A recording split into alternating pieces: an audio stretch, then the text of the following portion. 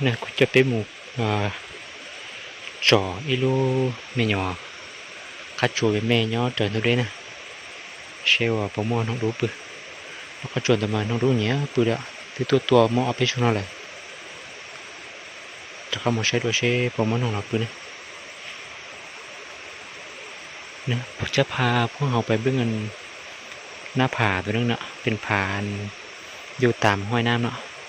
มันจะมีนกดำใหญ่ๆนะมันมักซอกหากินตามน้ำเนาะแล้วก็มันมักมานอนเนาะไปนำกันว่ามันจะมานอนอีกบ่เพราะว่าเขาก็เคยมายิงหลายเทื่อแล้ว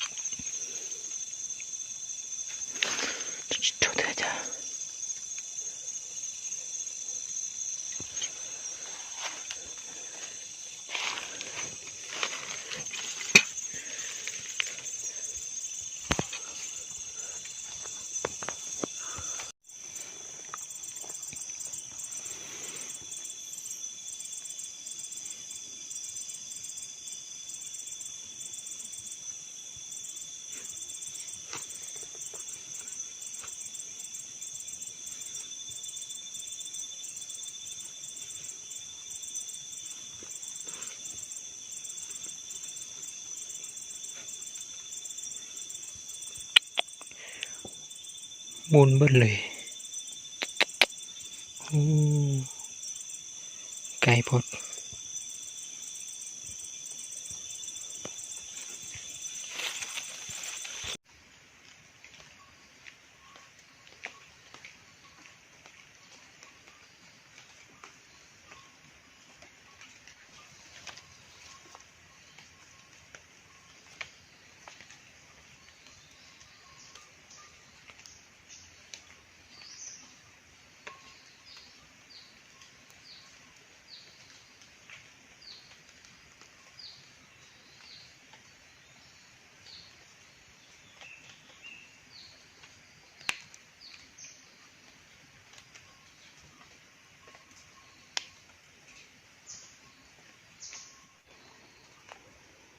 nhớ dùng ý trồng sai sẽ đỡ đó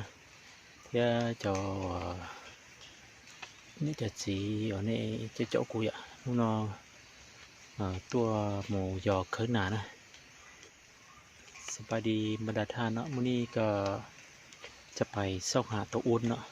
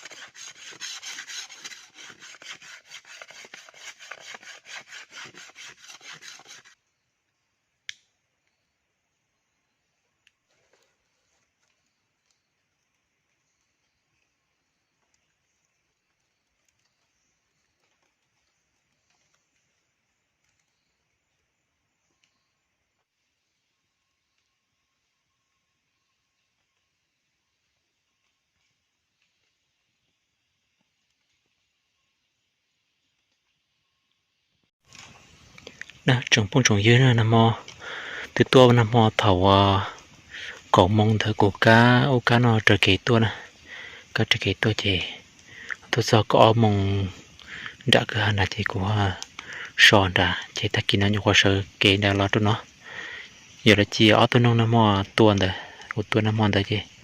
chỉ nó ta nó chạy ta chỉ của bàn dê nó tôi bố số trong bài giờ nó có số nó sẽ bỏ món nó cóแล้วสบายดีตอนเช้าเนาะพ่อแม่พี่น้องเมื่อทุกคนเนาะบรรดาFCทางหลายเลยข้าพเจ้าก็มาเมื่อคืนนี้แล้วเนาะมาเมื่อคืนนี้แล้วการตามทางมาเนาะแล้วมาฮอดห้อยแล้วมันเมื่อยแล้วก็นอนนี่พุ่นแล้วเมื่อเช้านี้ก็ลุกได้ห้อยมาเนาะมาฮอดนี้แล้วก็สิมาดังไฟนะแล้วกินข้าวปิ้งนกสองตัวที่ยิงเมื่อคืนนี้นะเราจะกินข้าวแล้วเราก็กินข้าวเช้าแล้วเราจึงขึ้นไปสันภูนะขึ้นไปสันภูพุ่นละไปซอกตัวอ้วนว่าสิมีตัวอ้วนบ่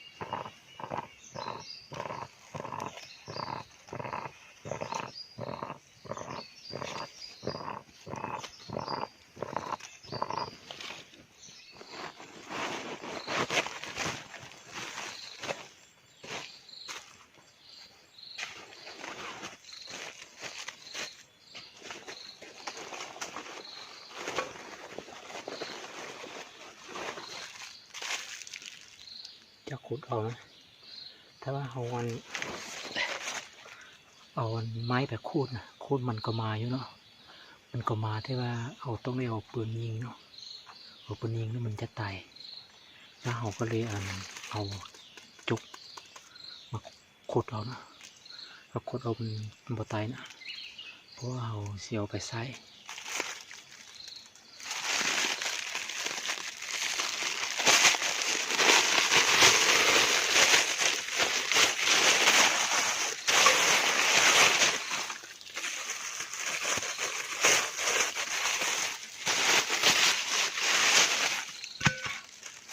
ที่ว่าเราเรื่องคุดที่ตรงนั้นสาเหตุ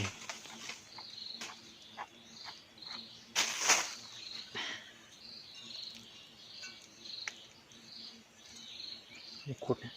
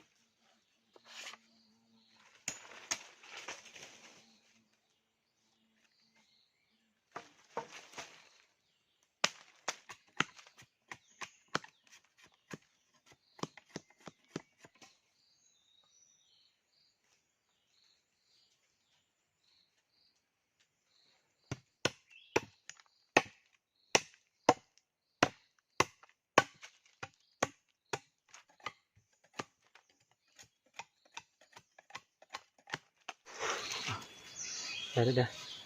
ประมาณนี้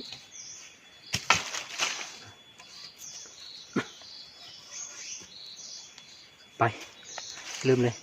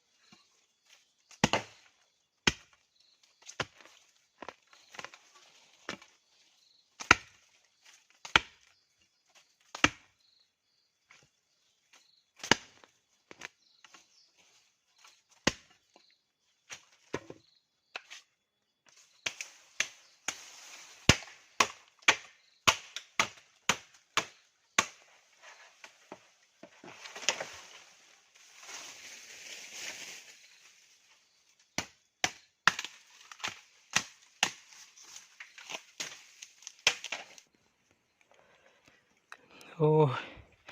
ยเคยน่ะก่อชิวgì nữa xa chỉ đầu bộ xuống nó lo nè chớ mà trời lo nè lo chụp về nó lo cho nó chạy nhớ nó nè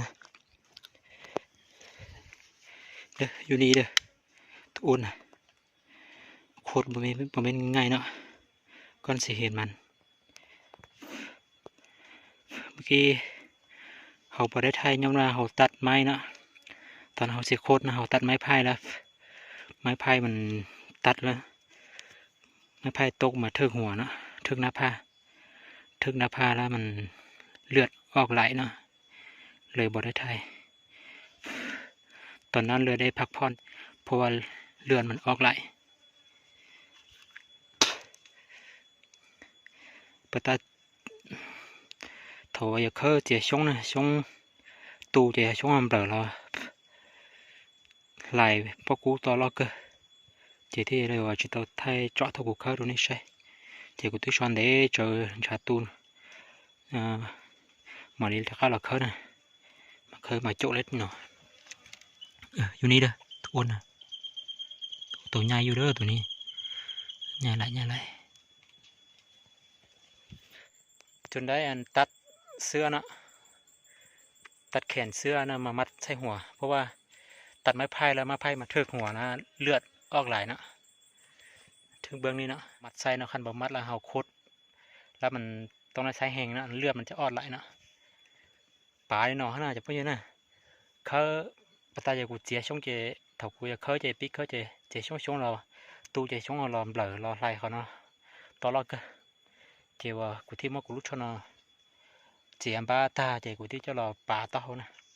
เจ้ากูจีป่าเจกูเขาเจพังแต่ถังเจชาเตอร์นั่นตอนน่ะชาเตอร์นั่นโตเจจุ่มหมูตัวไก่ซอเจกูมอป้าเด้อจะหลอกหือตัวกูมอชี้เราเสือตัวกูที่เด็กเขาตัวสุนัขนะจะซ้อนเด็กเขาchỉ lấy nè to là cỡ bao cũng là to tiền cô đi ý giá tiền to nè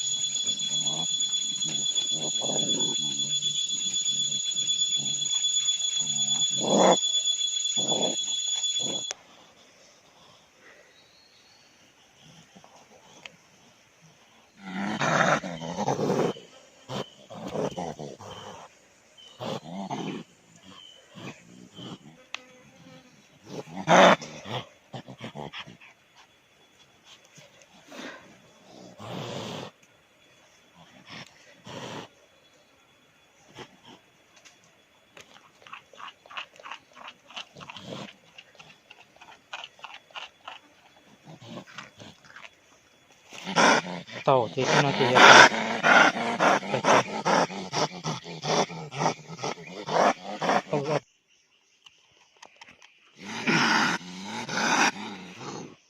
เราตัดตายตัวน่ะจะหมอกยังลอยหน่อยนะยังเราเกี่ยนะเตะเตาที่ตะกุตุใหญ่ลอยนะตัวเราตายนะ